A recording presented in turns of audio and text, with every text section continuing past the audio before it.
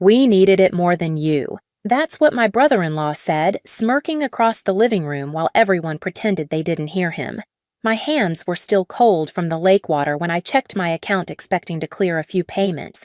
Instead, I watched every dollar I had saved over 5 years vanish in one blinking refresh. Zero. All of it. Gone. I looked up at him. His glass raised his laugh sharp enough to cut. They thought I would crumble right there at the lakehouse. But the truth was simple. This wasn't the moment I broke. It was the moment I woke up. My name is Florence, and for most of my life, I believed family was something solid, something you could lean on without wondering if it would collapse beneath you. I grew up in Portland in a small house that always smelled like sawdust and Sunday coffee. My parents ran a tiny hardware store on the edge of the city, the kind of place where regulars stopped by just to talk. They raised me to work hard, keep my word, and never take more than what I earned. Allison, my younger sister, was different. She floated through life like it owed her something. While I spent summers stocking shelves at the store, she spent hers chasing parties and boys and late-night thrills. Mom used to sigh, Dad used to smile, and I used to cover for her, telling myself she just needed time to grow up. But time didn't give us what we hoped for. Not long after I turned 25, a drunk driver ran a red light and took both of my parents in one instant. The world didn't just break, it hollowed out. We sat in the lawyer's office days later, numb, barely breathing, listening as he explained the estate. A modest house, the store, and a small savings account. When everything was settled, Allison and I each received a portion. I put mine into the boutique I'd been dreaming of for years. She put hers into Kyle. He came into her life like a storm, loud, charming, too slick around the edges. The kind of man who talks fast, laughs hard, and carries himself like he's already won something he never earned. Within months, they were married. Within a year, Allison wasn't the same. Softer, quieter, always checking Kyle's expression before she spoke. I noticed, but she brushed it off. He just wants what's best for us, she'd whisper, though she never looked convinced. The lakehouse reunion had been Uncle Robert's idea, a chance to reset as a family. I actually believed him. I loaded the car with snacks, folded sweaters, and that warm sense of hope you only get when you want things to be better. When I pulled up to the dock, the sunlight bounced off the water like a welcome. Emma hugged me first. She leaned close and murmured, "Just prepare yourself." Inside, I tried to pretend everything was normal. I smiled. I made small talk. But Kyle's laugh carried through every room, and every time Allison looked at me, it was like she wanted to say something but couldn't. The air felt off like a storm, waiting for the right moment to hit. And I had no idea that the moment was coming for me. The first sign was small, so small I almost convinced myself I imagined it. My laptop sat on the dresser in the guest room exactly where I'd left it when I went downstairs to help Emma chop vegetables. But when I came back up, the screen was angled differently, the charging cord plugged into a port I never used. A tiny thing, a shift of a few inches. But it hit me like a tap on the back of the neck, quiet, deliberate wrong. I brushed my fingers over the keyboard, the plastic still warm. Someone had touched it. Someone had opened it. I checked the browser history. Clean. Not empty clean. Wiped. I felt a prickle move up my spine.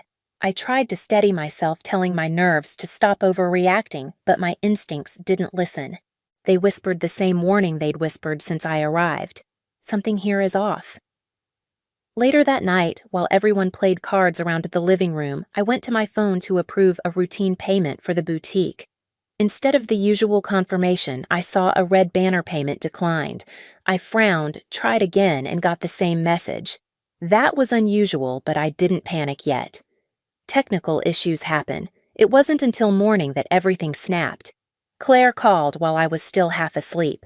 Her voice was tight, sharp, too controlled. "Florence, the vendor payment bounced again. And your account shows insufficient funds." My stomach dropped. That's impossible. But even before I opened my banking app, I knew what I'd see. Some part of me had known for hours.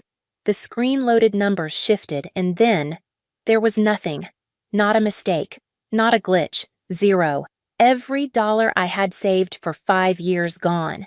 I walked into the kitchen like a ghost. The smell of coffee, the chatter, the clatter of forks, it all felt distant, unreal. When I said, "My money's gone," the room fell silent. Uncle Robert stood up. "Gone. What do you mean, gone?" I held up my phone. "Transferred out overnight. All of it." Gasps, murmurs. Emma rushed to my side. Only two people didn't move.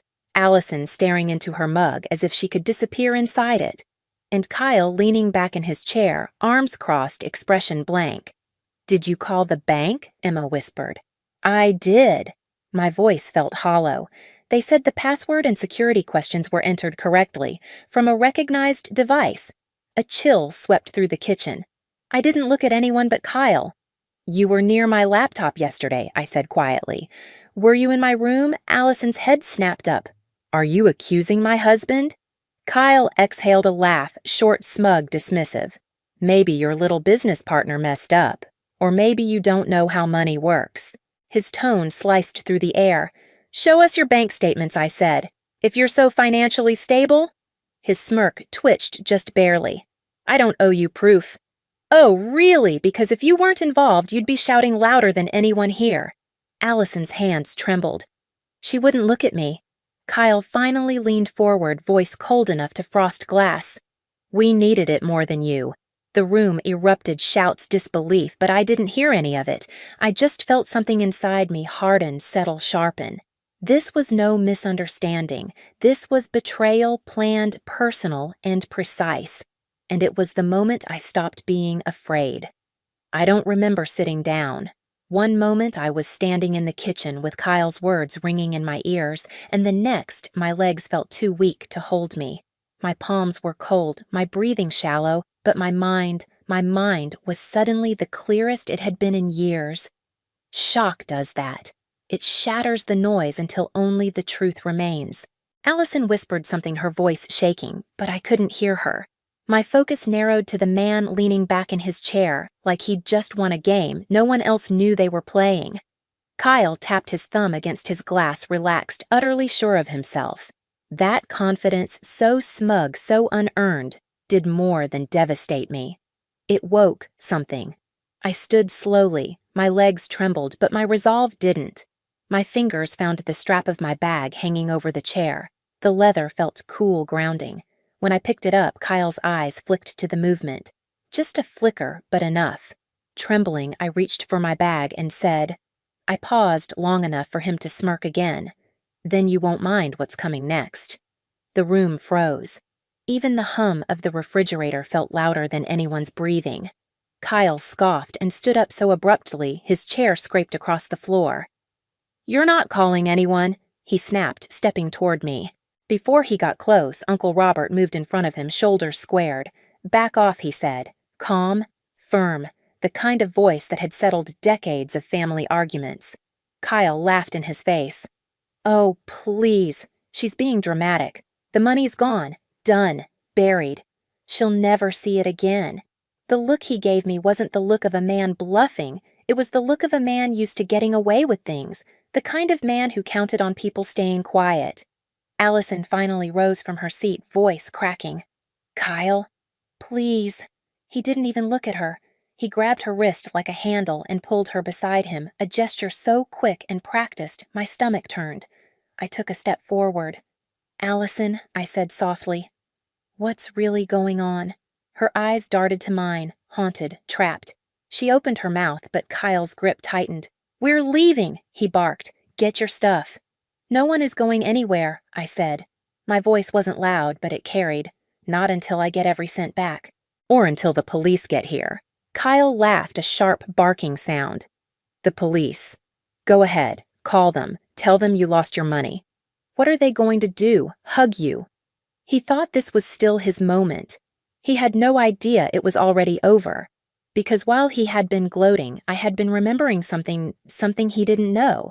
6 months earlier, after a hacking attempt on my boutique's network, I'd installed a quiet little security tool on my laptop.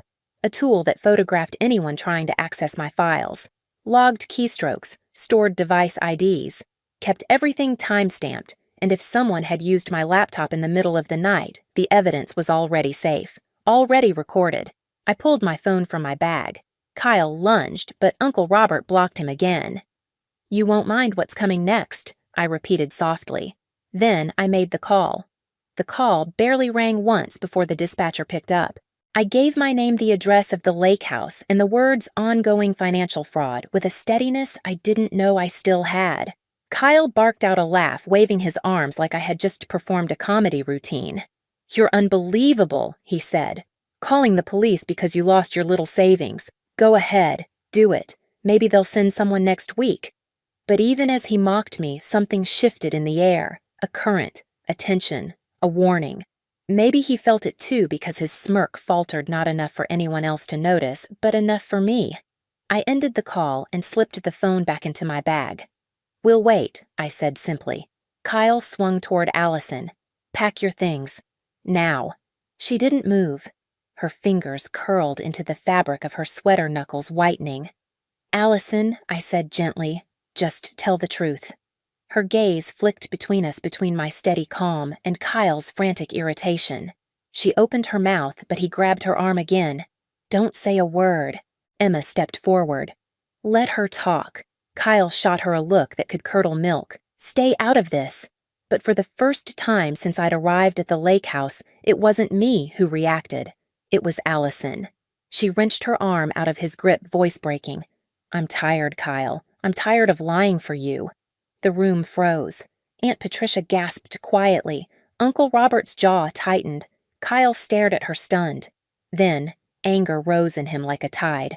"You stupid," he never finished the sentence. Because that was when the sound came, a loud, violent bang so powerful it shook the walls, rattled the windows, and sent a few picture frames crashing to the floor. Everyone flinched. Even Kyle. Emma whispered, "What was that?" But I knew. Deep down, I knew. Seconds later, the front door flew open with a force that whipped cold morning air through the hallway. Heavy steps pounded across the wooden floor. Voices followed. Portland police. Nobody moved. Kyle's bravado evaporated. His face drained of color as 3 uniformed officers entered the living room, followed by a woman in plain clothes, Detective Harmon. She held a folder in her hand. "Florence," I stepped forward. "That's me." She nodded, once eyes sharp and efficient. "Your bank's cybersecurity team flagged suspicious transfers tied to your accounts. We received the alert and traced multiple login attempts from this location." Kyle found his voice stuttering. This is a misunderstanding." Someone hacked us." Detective Harmon raised an eyebrow. "Interesting. Because the login attempts came from a recognized device." Uncle Robert's eyes drifted toward my guest room. Mine stayed locked on Kyle. He swallowed hard. "Lots of people could have borrowed her laptop." "Good," I said quietly. "Then you won't mind what's in here." I handed Detective Harmon my phone. She opened the folder I'd prepared, scrolling through photos and timestamps. Photos the security software had taken. Photo after photo of Kyle sitting at my laptop typing with intense focus, the glow of the screen reflecting off his face. Every angle, every attempt, every keystroke logged. Detective Harmon's expression didn't change, but her voice did firmer, colder. "Mr. Henderson, turn around. Hands behind your back." Kyle stumbled backward. No, wait, this is crazy." 2 officers grabbed him before he could bolt. He thrashed, shouting, "Allison! Tell them I didn't! Allison!" But Allison wasn't moving toward him. She was standing beside me, crying, but steady, stronger than I'd seen her in years. "You did it," she whispered. "You know you did."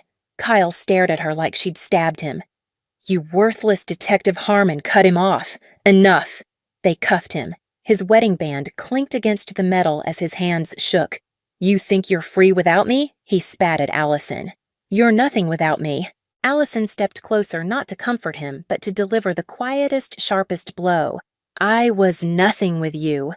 His face twisted. His bravado crumbled. And for the first time since I'd met him, Kyle looked afraid. As they dragged him toward the door, he shouted my name like it was an accusation. "Florence. This isn't over." But it already was. When the officers pulled him outside, The house fell silent. Completely silent. Aunt Patricia wiped her tears. Uncle Robert let out a shaky breath. Emma touched my shoulder. Then Allison collapsed into my arms. Not weak, released, like a weight she'd carried for years had finally slipped off her back. "I'm sorry," she cried. "I should have told you. I should have left him. I just didn't know how." I held her tighter. "It's over now," I said. "You're safe." Detective Harmon returned. "With all this evidence, you'll likely recover most of the funds, and he won't be able to use threats or coercion against anyone for a long time." I nodded, but my eyes drifted toward the window, the place Kyle had stood the night before, laughing like he owned the world. Today, the world answered him back, and it didn't laugh. The lake house felt different after Kyle was gone, quieter, lighter, almost like the walls themselves exhaled. The officers' cars had already rolled down the long gravel driveway when Allison and I stepped onto the porch. She looked small in the morning light, but not fragile, more like someone finally realizing the world wasn't as dark as she'd been taught to believe. Over the next week, everything moved quickly. Detective Harmon kept me updated as the bank recovered transfer records and traced Kyle's digital trail. When she called to tell me that most of the money would be returned and the remaining losses covered by fraud protection, I sat down on the edge of my bed and let myself breathe for the first time in days. 5 years of work. Saved. Allison made her own call to a friend with a spare room and filed for divorce soon after. She moved in with me, temporarily filling my apartment with soft apologies and the scent of her late-night baking. There were moments when guilt washed over her in waves, but I reminded her that surviving someone like Kyle wasn't weakness, it was endurance. And now she was choosing something better. A few weekends later, the family gathered again at the lake house this time, not for a reunion, but a reset. We repainted the porch railings, fixed the windows Kyle had slammed during an argument months earlier, and opened every curtain to let the light back in. The house didn't feel haunted anymore. It felt reclaimed. And as I stood on the dock watching the water ripple under the sun, I realized something simple and true: justice doesn't erase the pain, but it does clear enough space for healing to grow. A month later, I stood inside my second boutique sunlight spilling across the new displays like a promise I'd fought hard to keep. The money was back, the doors were open, and for the first time in a long time, I felt grounded in a life I built myself. Allison stopped by that afternoon with fresh pastries, her smile softer, steadier. She wasn't healed yet, but she was moving toward something real, something hers. Looking back at the lake house, at Kyle, at everything that broke and everything that rebuilt, one truth stayed with me. Blood doesn't give anyone the right to hurt you. Boundaries do. If this story hit something in you, share your experience below and subscribe so you don't miss the next one.